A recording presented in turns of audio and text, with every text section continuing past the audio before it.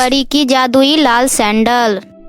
बहुत समय पहले की बात है। सीतामढ़ी में श्यामू अपनी पत्नी राधा के साथ एक छोटे से घर में रहता था। दोनों पति पत्नी अपने खेतों में काम करके उसी से अपने घर का गुजारा करते थे।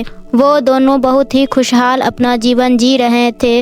उन दोनों में बहुत प्यार था। उन दोनों का आपसी प्यार देखकर उनके पड़ोसी उनसे काफी जलते थे, लेकिन इस बात से उन दोनों को कोई फर्क नहीं पड़ता था और वो ईमानदारी से अपने खेतों में काम किया करते थे और उनसे पैदा होने वाली अनाज को बाजार में बेच दिया करते थे और अच्छे पैसे कमा लिया करता था। इस बार वह अपनी पूरी मेहनत से गेहूं की फसल बोई थी जो काफी अच्छी तरह से उपज रही थी, लेकिन उनके पड़ोस में रहने वाले धनिया किसान उन दोनों से बहुत जलता था और उनकी अच्छी खासी फसल देखकर उनके कलेजे पर सांप लौटा करते थे, क्योंकि धनिया किसान एक ईर्ष्यालु किस्म का किसान था। इसलिए वह उनके खेतों को बर्बाद करने की योजना बनाने लगता है।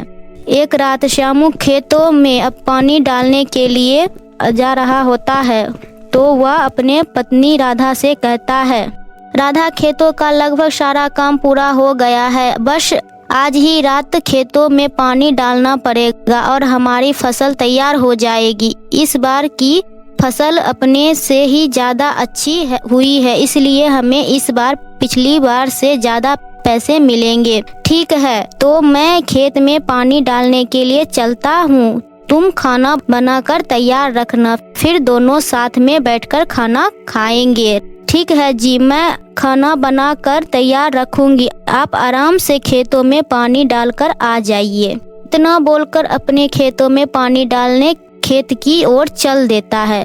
वहां पहुंचकर अपने खेतों में पानी डालने लगता है। वही दूसरी तरफ धनिया किसान चोरी छुपे उनकी सारी बातें सुन लेता है, इसलिए वह भी श्यामू के पीछे चोरी छुपे उसके पीछे पीछे उसके खेतों तक पहुंच जाता है और छुप कर बैठ जाता है। जब खेतों में अच्छी तरीके से पानी पड़ चुका होता है तो वह नल को बंद करके अपने घर आ जाता है, लेकिन श्यामू के जाने के बाद धनिया किसान उनके खेतों में नल को दोबारा से खोल देता है, जिससे अपने खेतों में पानी भर जाता है और मन ही मन बोलता है, देखता हूँ इस बार इन दोनों की फसल कैसे बचती है।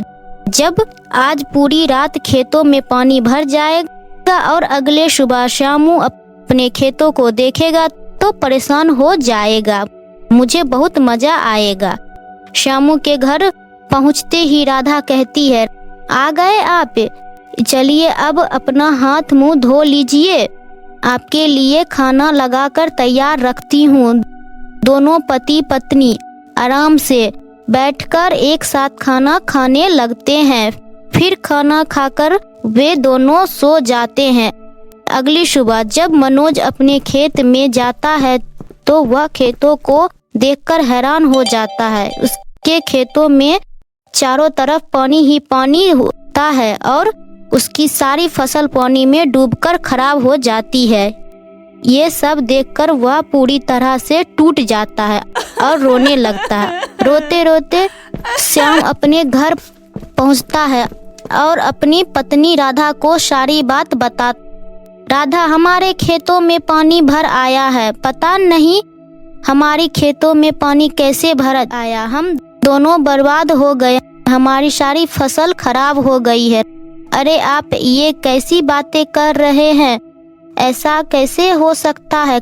कल रात जब आप वापस आए थे तो मैंने आपसे पूछा था कि आपने नल को बंद कर दिया है ना? तो आपने कहा था हाँ मैंने नल को बंद कर दिया है।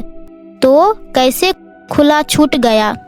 पता नहीं कैसे खुला छूट गया। मुझे अच्छी तरह से याद है कि जब मैं घर आ रहा था तो नल को बंद कर दिया था, लेकिन फिर भी पता नहीं कैसे खुला छूट गया है, सारा खेत बर्बाद हो गया है।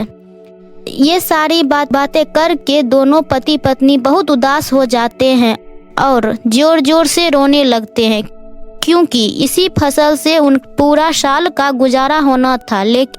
अब फसल खराब होने के बाद दोनों के पास कुछ नहीं बचता है और पूरे साल परेशानी में ही निकलेंगे।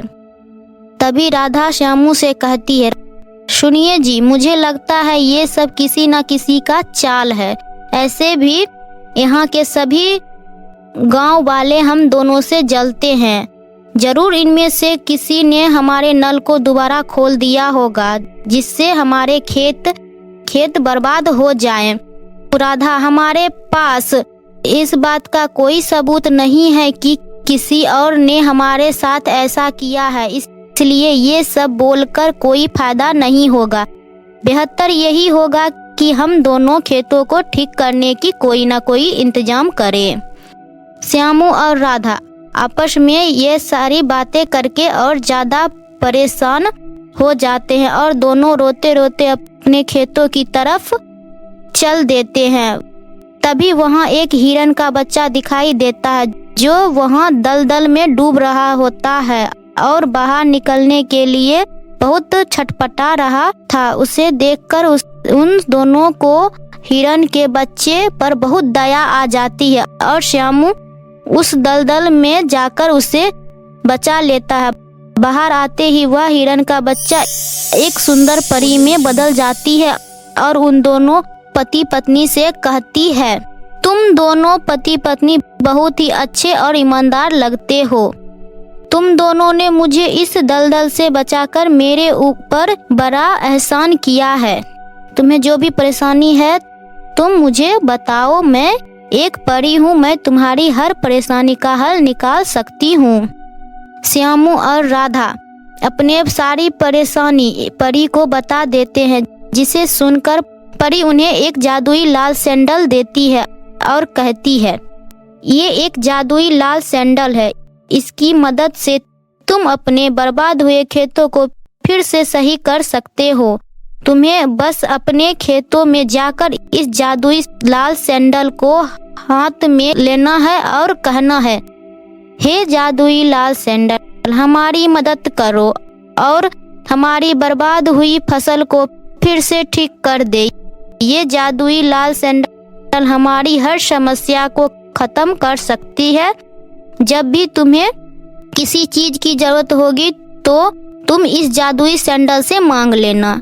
इतना कहकर परी गायब हो जाती है और दोनों पति पत्नी उस जादुई लाल सैंडल को लेकर अपने खेतों में पहुंच जाती है और वहां पहुंचकर श्यामू जादुई लाल सैंडल को हाथ में लेकर कहता है, हे जादुई लाल सैंडल, मेरी मदद करो और मेरे खेतों को पहले की तरह ठीक कर दो। इतना कहते ही श्यामू के खेत का सारा पानी गायब हो जाता है और उसके फसल फिर से पहले की तरह लहराने लगते हैं, जिसे देखकर श्यामू और राधा बहुत खुश हो जाते हैं और जादुई लाल सैंडल को लेकर वापस अपने घर आ जाते हैं। घर आकर वे दोनों अपने लिए एक सुंदर सा घर भी मांग लेते हैं और उस घर में उसकी जरूरत की सारी चीजें मौजूद रहती है, जिसे देखकर वे दोनों बहुत खुश हो जाते हैं और अब दोनों पति पत्नी खुशी खुशी अपने उस घर में रहने लगते हैं और अपना जीवन बहुत ही खुशी से बिताने लगते हैं। तो मेरे प्यारे दोस्तों, कैसी लगी आपको मेरी ये प्यारी कहानी? हमें कमेंट करके ज़रूर बताएं। अगर आपको हमारी ये कहानी पसंद आई है तो हमारे चैनल को सब्सक्राइब कर बेल आइकन दबाना ना भूलें। फिर मिलती हूँ अगली वीडियो में। बाय बाय दोस्तों।